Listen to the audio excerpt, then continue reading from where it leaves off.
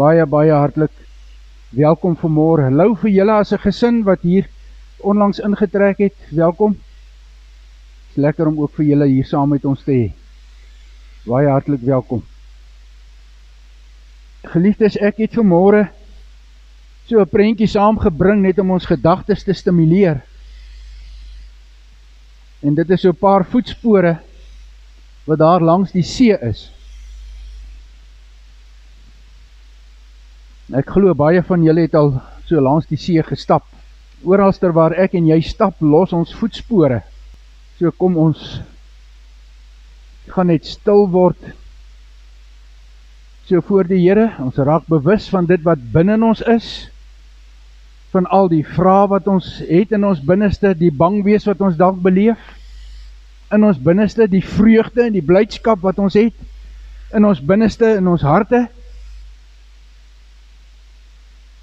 Kom ons gee dit so oor, ook aan die Here.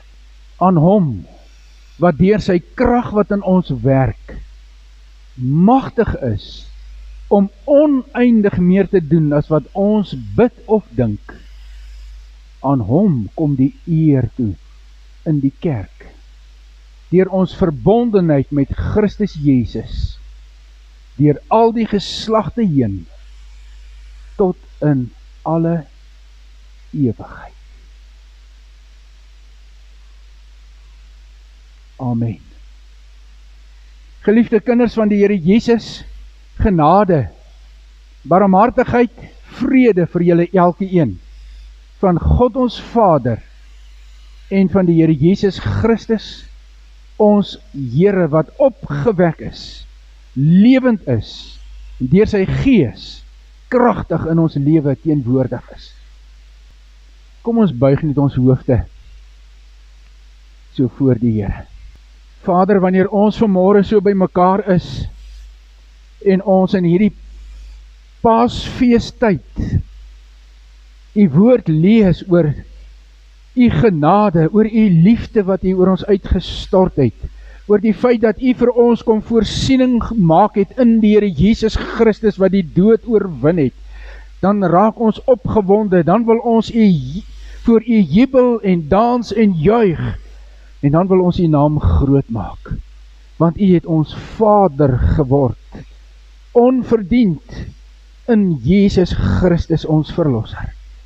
U wat ons Vader geword het, ons buig voor u, en ons erken dat u die Vader is, wat sorg en wat versorg. Ons Vader is wat vir ons genade gee, en kom toevou met sy teenwoordigheid en sy liefde, en sy omgee. Dankie Vader dat ons kan weet dat u ons as u kinders koester met 'n ewige liefde, met 'n liefde wat onverganklik is, met 'n liefde wat net nooit opgebruik of op kan hou nie. Ons eer u daarvoor.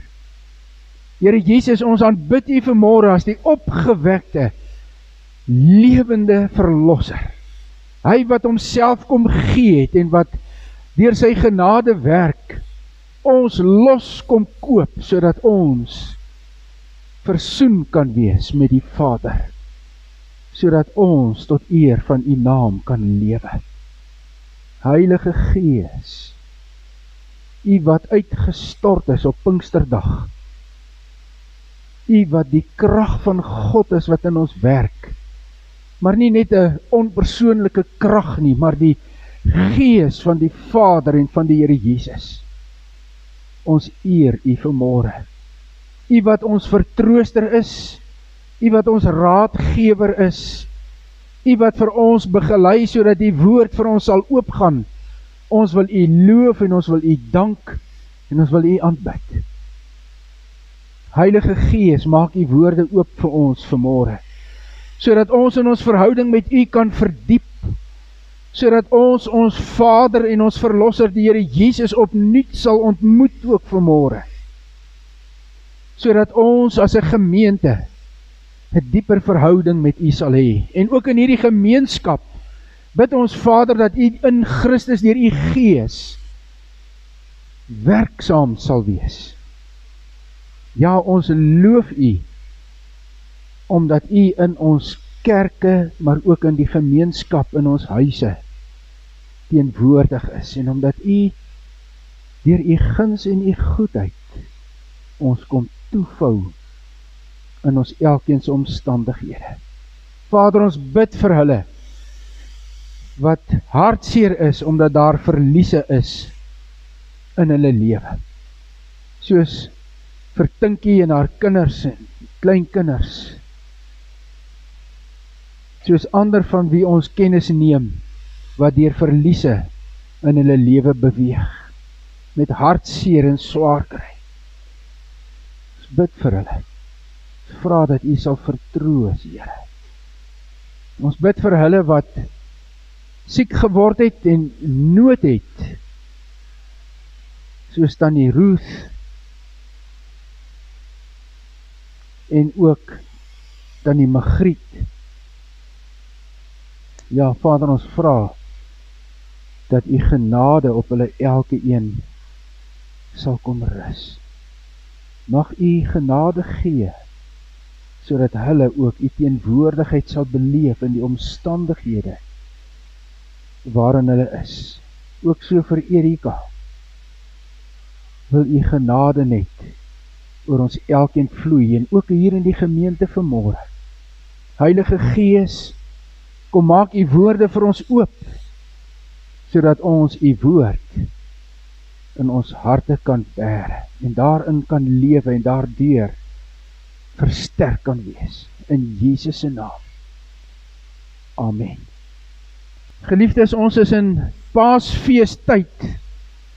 Ons het baie onlangs Goeie Vrydag ervaar en beleef, maar dan ook die Opstandingssondag, en ons is besig om so gedeeltes te lees uit die woord van die Here, wat vir ons daaraan herinner dat die Here Jesus leef, dat hy opgewek is, en dat ons deur sy kragtige genade ook voortlewe.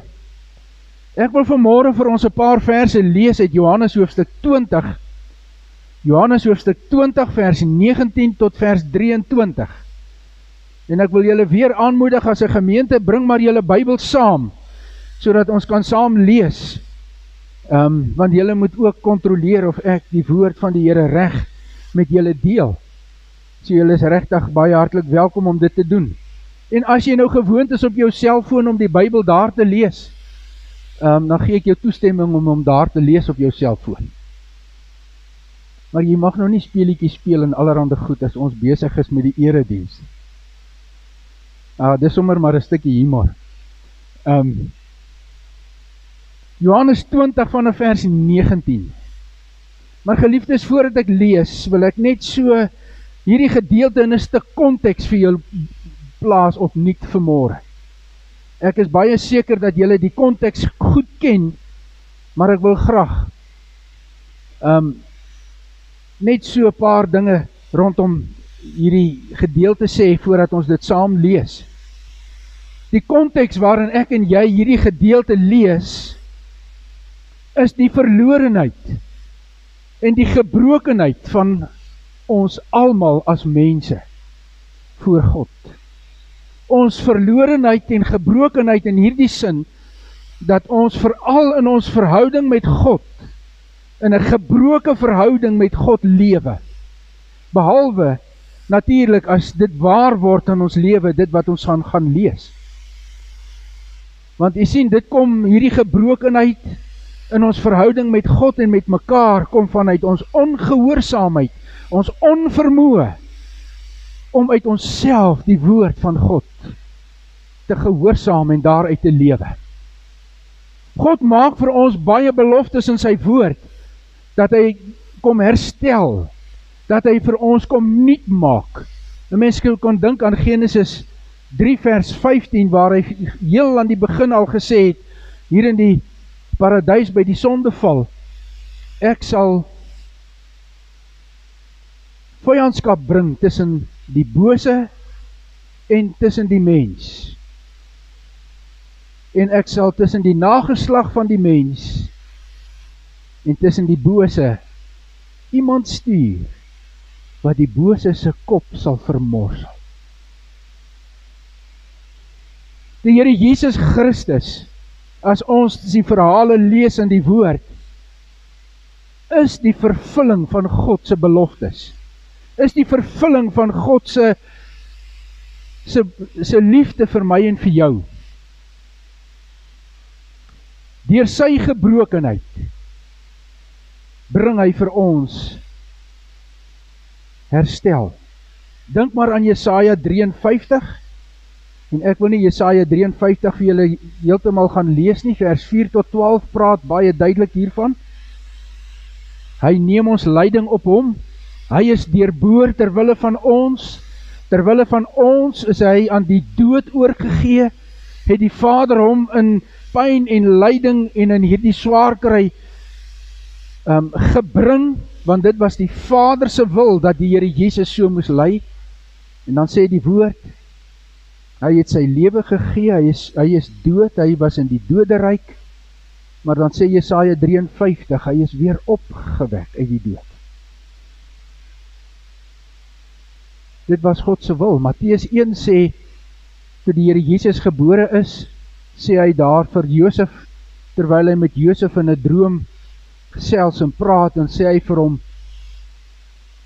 jy sal 'n seun of ontvang, Maria sal 'n seun in die wêreld bring, die Heilige Gees is die Vader, en julle sal hom Jesus noem, want dit is hy wat sy volk van hulle sonde sal verlos.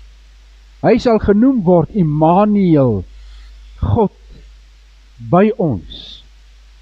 En dan het ons al vorige kere gelees uit die woord, soos byvoorbeeld in Markus 10, waar die Here Jesus met sy disippels praat en sê, ek is nou op pad Jerusalem toe. Daar sal ek oorgegee word aan die priesterhoofde en die skrifgeleerdes, en hulle sal my tot die dood veroordeel, en hulle sal my aan die heidene uitlewer, en hulle sal my spot en op my spoeg, en my slaan en my dood maak, en 3 dae later sal ek uit die dood opstaan. Dan lees ons hierdie agtergrond, hierdie konteks van die Vader wat die Here Jesus opgewek het uit die dood. Ons lees die Sondagoggend die verskillende evangelies, maar veral ook hier in Johannes hoofstuk 20, van Maria Magdalena wat na die graf toe is, wat by die leë graf kom, en wat hardloop en vir die disippels sê, hulle wat soontoe hardloop, om te gaan kyk wat gebeur, en op die ou einde kom hulle terug, en dan is hulle versla, en hulle is stikkend, en hulle is in ongeloof, alhoewel Maria Magdalena vir hulle sê, ek het die Here gesien. En dan die Sondag aand is hulle by mekaar. En ons kan hierdie gedeelte ook gaan lees in die ander evangelies. Hierdie gedeelte sê van vers 19 af die volgende woorde. En ek wil dit graag saam met julle lees. Daardie Sondag aand was die disippels by mekaar. En alhoewel die deure gesluit was, omdat hulle bang was vir die Jode, het Jesus gekom en tussen hulle gaan staan en vir hulle gesê, vrede vir julle. Nadat hy dit gesê het, wys hy sy hande en sy sy vir hulle. Die disippels was baie bly toe hulle die Here sien. Vrede vir julle, sê hy weer vir hulle. Soos die Vader my gestuur het, stuur ek julle ook. Nadat hy dit gesê het, blaas hy oor hulle en sê, ontvang die Heilige Gees. As julle vir mense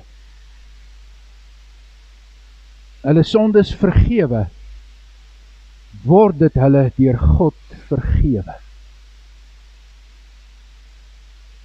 As julle dit nie vergewe nie, word dit nie deur God vergewe nie. Ons gaan net tot daar lees. Ons ontmoet die disippels waar hulle is, agter geslote deure. Hulle is vreesbevange. Hulle is bang. Hulle onttrek hulle van die gemeenskap. Hulle sluit hulle toe. Hulle wil in 'n kokon net rondom mekaar sit en hierdie gebeurtenis beleef wat met hulle gebeur het. Hulle verlosser in wie hulle geglo het en wat gesê het, ek is die verlosser, het gesterwe. Hy is begrawe. En alhoewel die Here Jesus opgewek is uit die dood, het hulle dit nog nie verstaan nie, nog nie gegryp nie, het hulle nie sy woorde onthou wat hy vir hulle kom sê het nie. Hulle sit agter geslote deure, bang en verwese, want hulle is bang vir die Joodse leiers, want hulle het die Here Jesus doodgemaak. Hulle sal hulle dalk ook kom doodmaak. Hulle sit agter hierdie toe deure, waarskynlik ook in 'n stuk skaamte, want hulle het die Here Jesus verloon. Hulle het die Here Jesus verlaat, hulle het weggehardloop uit vrees en uit bang wees. Hulle sit waarskynlik hier agter die geslote deure en praat met mekaar in verwarde woorde en sinne, omdat hulle gehoor het, Jesus is opgewek, die graf is leeg, sy liggaam is dalk weggedra deur iemand. En dan kom Maria Magdalena en sê, hy lewe, ek het hom gesien, die engele het dit gesê.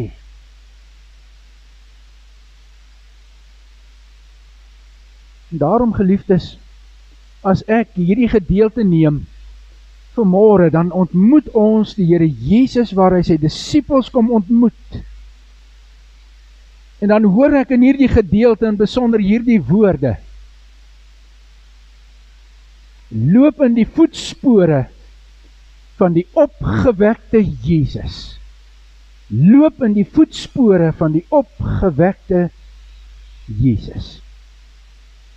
Sien, as ek nou aan my eie lewe dink, en as ek aan jou dink, en aan die gemeente en die gemeenskap, dan besef ek en jy is ook baie keer agter toegeslote deure. Ons het baie keer ook die deure gesluit en kruip ons weg daarachter. Miskien omdat ons teleurstelling beleef het vanuit die evangelie. Miskien omdat ons gebid het en God het ons nie geantwoord soos wat ons gedink het. God moet ons antwoord nie. Miskien omdat ons verneder is.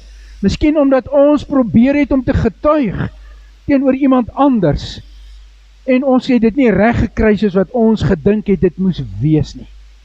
Miskien bloot net omdat jy sukkel om die evangelie 'n realiteit te laat wees in jou lewe. Jy ken dit hierbo in jou gedagtes en in jou kop en jy die verhale gelees en jy hoor dit, maar hier in jou hart sukkel jy nog om dit te laat lewe, te laat groei en dit te vat. Sien, geliefdes, daar kan baie redes wees hoekom ons agter die deure wegkruip. En my vraag is vanmôre, hoe kom ek en jy agter hierdie geslote deure uit? Want baie keer probeer ons dit oopsluit en probeer ons uitbeweeg en lewe in geloof. Maar dan sak ons weer uit en sak ons terug. Sien, dit is wanneer die Here Jesus Christus, as die opgewekte Christus, deur hierdie geslote deure kom oopbreek en inbreek en skielik in hulle midde staan. Sien, geliefdes, dis wanneer ek en jy die Here Jesus beleef as die opgewekte Christus, as ons in ontmoeting met hom staan. En nou praat ek nie bloot net van wedergeboorte nie, ek praat van daaglikse ontmoeting met Jesus wat lewe en wat vir ons die lewe gee. Wanneer hy skielik in ons midde staan, dan gebeur daar weer iets in ons geestelike lewe. Dan gebeur daar weer iets in ons hart. Want wanneer Christus skielik tussen hulle kom staan, dan breek hy hierdie deure oop. as het ware, maar as ons die skrifgedeelte lees, dan sien ons hy deur die deure beweeg, sonder om dit oop te breek, maar hy kom in die omstandighede in. En wanneer hy in hierdie omstandighede is, dan sê hy vir hulle, Shalom, Shalom, vrede vir julle. Geliefdes, as ek en jy agter geslote deure vasgevang is in ons eie benoude, vreesbevange graf te staan, en die Here Jesus kom sê vrede, dan moet ons hoor wat dit beteken. Want wanneer hy vir hulle sê, kom, ek gee vir julle vrede, dan is dit die normale Hebreëse manier hoe hulle mekaar gegroet het. Shalom lecha, vrede vir julle. Maar hierdie vrede is bloot baie dieper as bloot net om te sê, hoe gaan dit met jou? Hierdie vrede, Shalom, beteken op die ou einde, dat dit wat stikkend is, heel gemaak word. Dit beteken dat 'n gebroke verhouding met God heel gemaak word. Dit beteken dat 'n lewe wat deur sonde stikkend gebreek is, heel gemaak word. Dit beteken dat wanneer ek en jy vrees het omdat ons nie reg kry om die evangelie te gaan verkondig en te gaan uitdra nie, dat ons heel gemaak word. Sien geliefdes, Shalom beteken 'n klomp dinge. Dit beteken om die stikkend wees en die gebrokenheid reg te stel. So wanneer die Here Jesus kom en hy sê vrede vir julle, dan sê hy die volle rykdom van God se genade, van sy teenwoordigheid, van sy kragtige genesende werk, word oor jou uitgegiet, oor jou uitgestort, sodat jy in jou verhouding met hom ten volle genesing sal ervaar, versoening sal ervaar.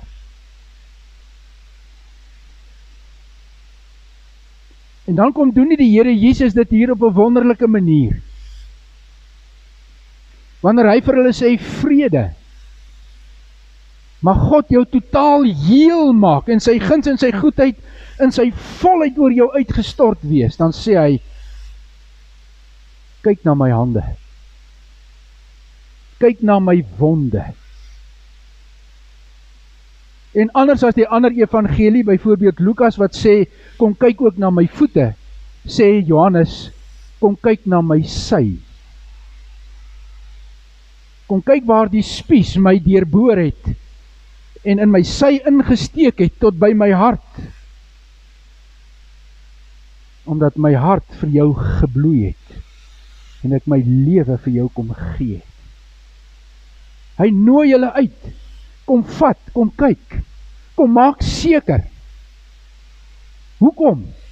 Want die wonde van Christus is die soenoffer wat die Vader beplan het en wat hy beloof het en wat gekom het deur die lyding en die pyn en die dood aan die kruis en die opstanding van die Here Jesus.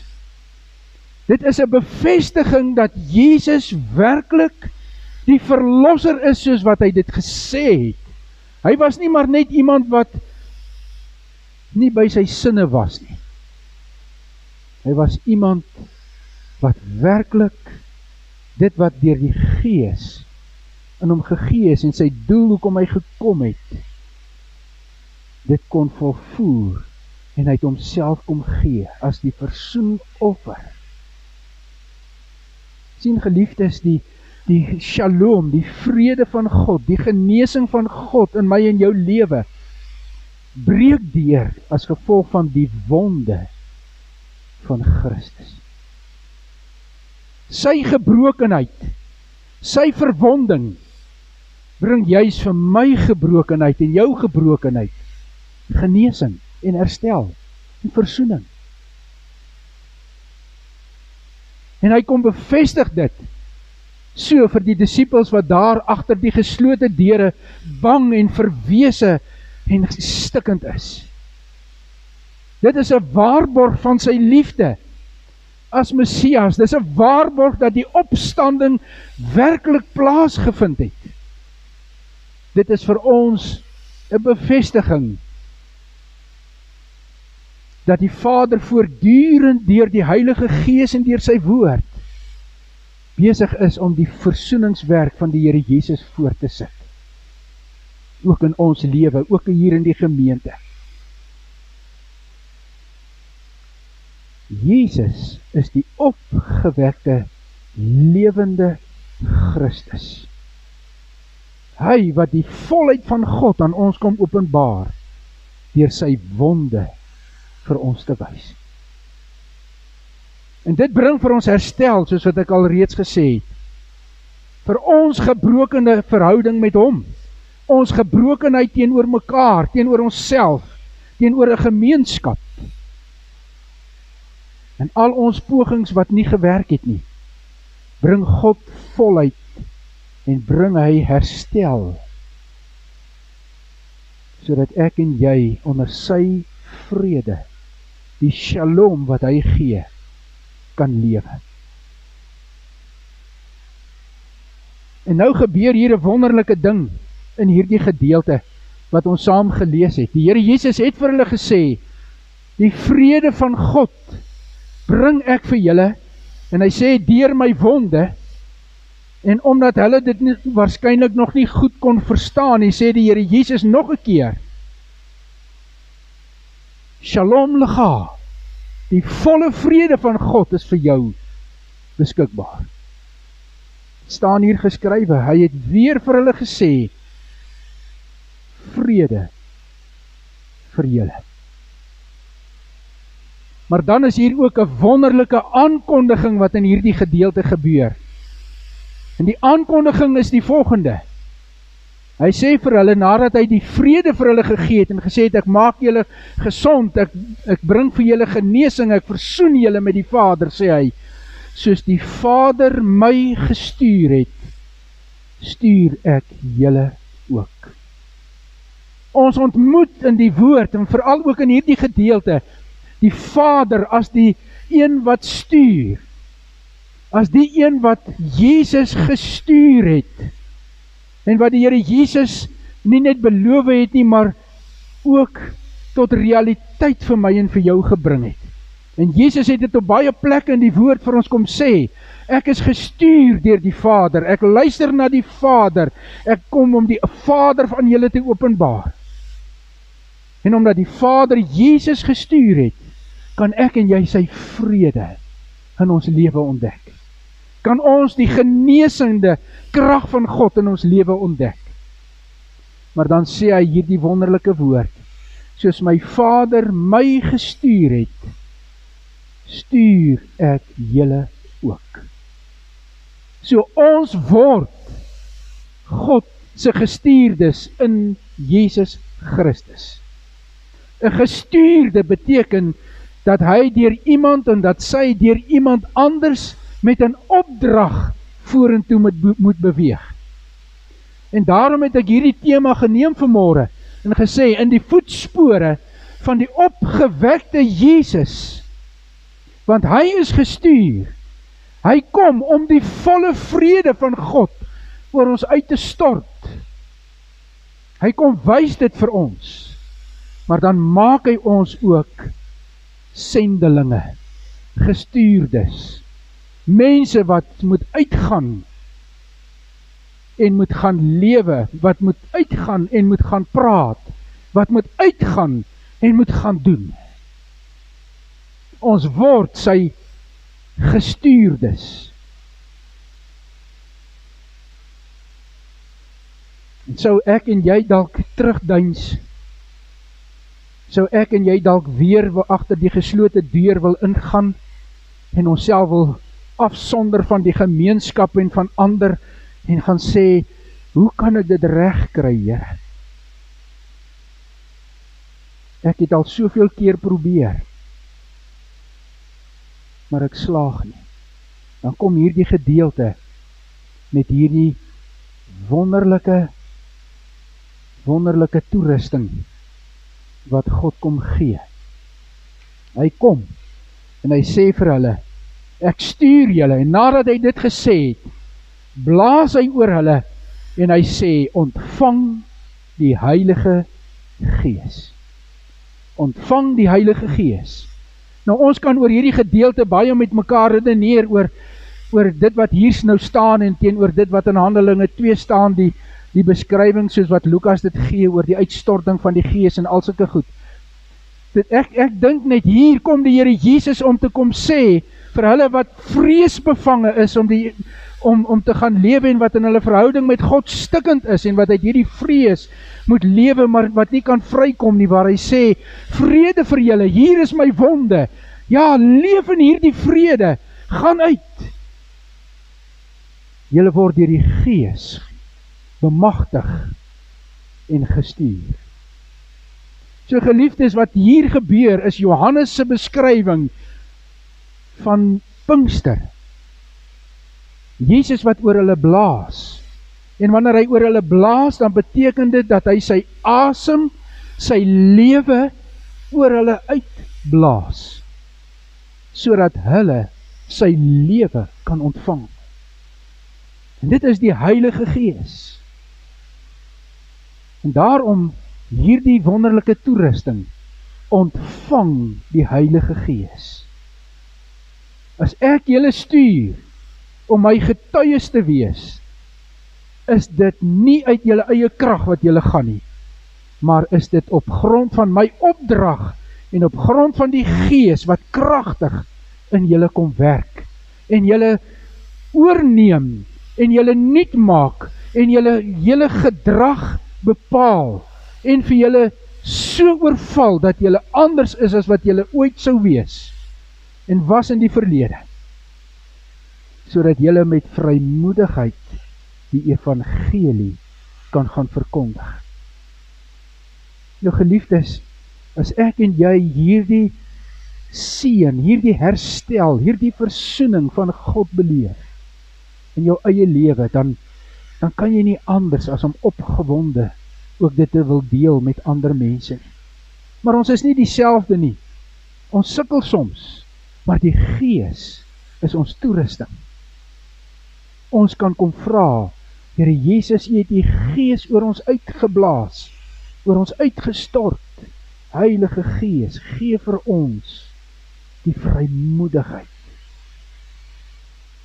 En dan sê die Here, hierdie gedeelte, wanneer ek julle uitgestuur het, dan gee ek vir julle die boodskap wat julle moet uitdra. Geef julle hierdie boodskap wat julle moet uitdra. Wat is dit? Ons moet na mekaar toe kom met hierdie woorde. Shalom, Lecha. Vrede. Vrede vir jou, vrede vir julle. En wat beteken dit?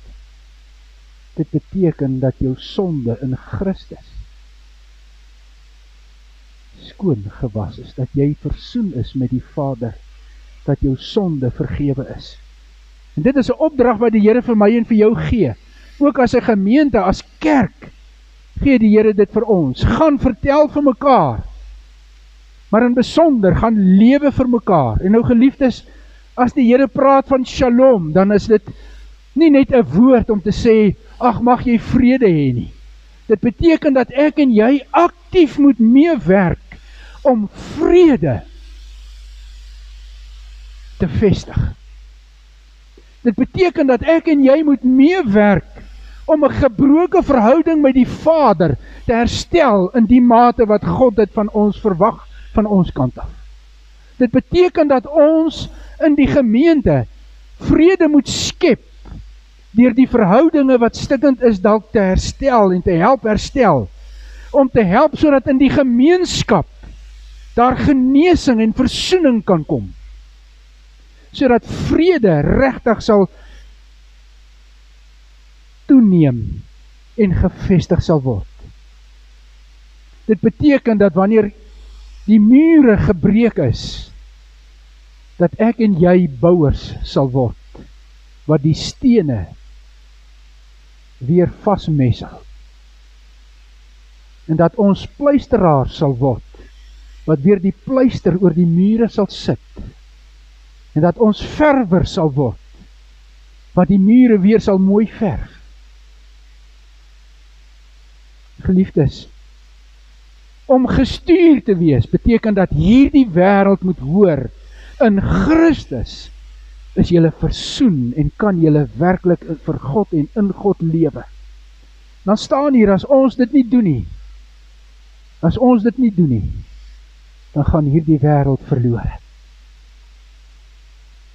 Want Christus het gekom, die Vader het hom gestuur, hy het sy taak volvoer, hy het gedoen, hy het aan die kruis geroep, dis volbring. Hy gebruik nou vir my en vir jou, as hy gestuur is. Mag ek en jy in die voetspore van die opgewekte Christus leef, oral waar ons beweeg. Hemelse Vader, ons wil U loof en ons wil U eer en ons wil U aanbid, want U is ons God en U is ons koning, U is ons skepper. U is die een wat vir ons kom heel maak. U bring U volle seën en U stort dit oor ons uit. U volle genade stort U oor ons uit. Dankie daarvoor. Dankie dat ons kan opstaan agter die geslote deure en die deure kan oopmaak omdat Christus deur die Gees vir ons vrymoedigheid gee. Amen.